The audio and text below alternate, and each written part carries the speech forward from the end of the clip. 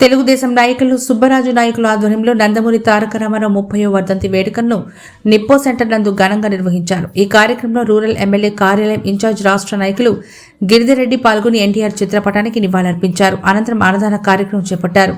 ఈ కార్యక్రమంలో భీమినేని మురహరి, శాంతినాయుడు, పార్టీ నాయకులు, కార్యకర్తలు పాల్గొన్నారు.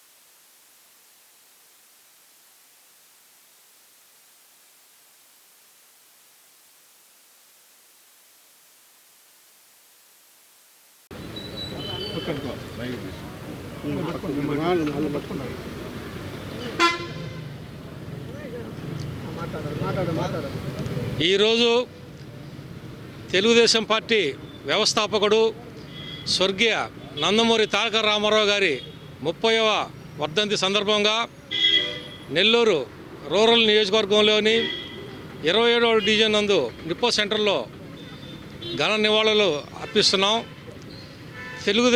తెలుగు రాష్ట్రాల్లో పుట్టి భారతదేశం గర్వించదగ్గ నాయకుడిగా భారతదేశంలో తెలుగు ప్రజలకు ఎంతో గౌరవం తీసుకొచ్చినటువంటి నందమూరి తారక రామారావు గారు తెలుగుదేశం పార్టీ స్థాపించి ఈ రోజుకి 40 సంవత్సరాలు పూర్తయి ఎంతో ప్రజలకి ఆదరణ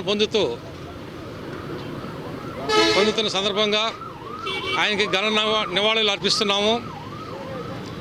ఇప్పుడు ఇక్కడ ఈ అన్నదాన కార్యక్రమం జరుగుతుంది. దాదాపు 300 మందికి అన్నదానం ఏర్పాటు చేశాము. ఇలాగే ప్రతి సంవత్సరం కూడా ఆయన కార్యక్రమాలను నిర్వహించుకుంటూ గుర్తు చేసుకుంటూ ముందుకెళ్తామని ఆశిస్తున్నాం.